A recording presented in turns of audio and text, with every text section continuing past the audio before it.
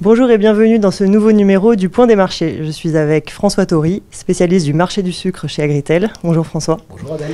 Alors en ce début de campagne betteravière, quelle est la situation sur le marché du sucre au niveau mondial ?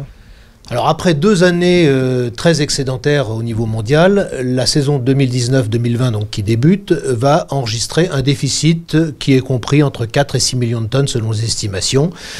Cela est causé par un recul de la production prévue en Inde. L'année dernière, l'Inde a enregistré un record de production avec 33 millions de tonnes de sucre. On prévoit que compte tenu des conditions climatiques difficiles, sécheresse plus une mousson qui a été très hétérogène, la production de sucre en Inde ne dépasse pas 26 ou 27 millions de tonnes, ce qui constitue donc un recul sensiblement important. Le Brésil également, pour la 2e saison consécutive, va produire à peu près 30-31 millions de tonnes de sucre contre 39 millions de tonnes il y a 2 ans. Pourquoi ? Parce que les opérateurs brésiliens privilégient la fabrication d'éthanol, qui est plus rentable, bien sûr, que les cours du sucre qui se stagnent au plus bas depuis pratiquement 2 ans.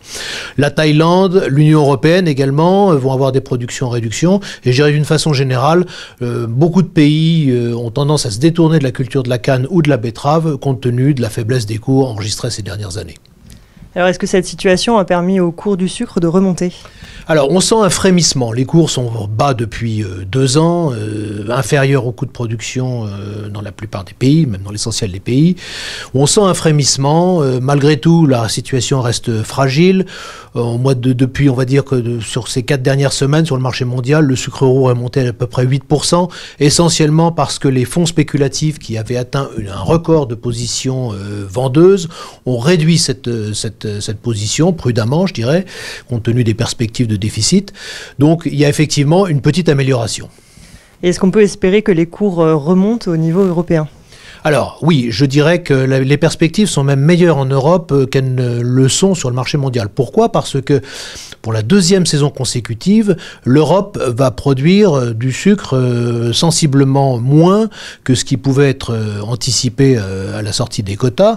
Pourquoi ? Parce que l'année dernière, on avait été pénalisé par des rendements qui étaient mauvais. Cette année, les rendements vont rester encore compliqués parce que l'été a été sec et très chaud dans la plupart des bassins de production. Et puis également, on a eu une baisse des surfaces et l'arrêt aussi des semences traitées par les néonicotinoïdes qui a pu pénaliser quand même les rendements dans certaines régions.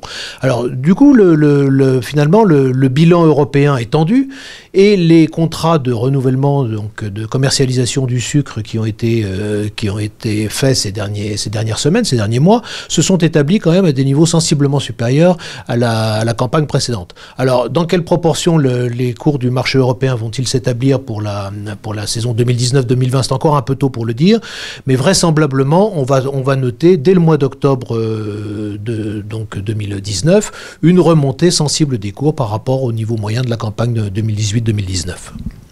Et pour finir, quel est le conseil que donne Agritel aux producteurs de betteraves ? Alors, moi je dis qu'il ne faut pas désespérer de la betterave. On a eu, comme par le passé, des cycles haussiers, baissiers en termes de cours du sucre. Vraisemblablement, on rentre dans un cycle de déficit qui va peut-être durer 2 ou 3 saisons. Donc, on devrait assister, à mon avis, à un retour des cours progressifs, je dirais au-dessus des niveaux des coûts de production.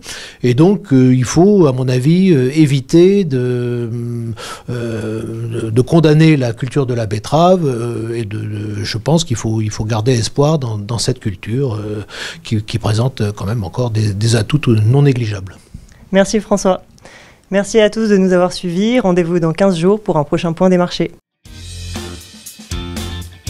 Retrouvez les analyses d'Agritel sur le service expert Grande Culture de Planchamp.com.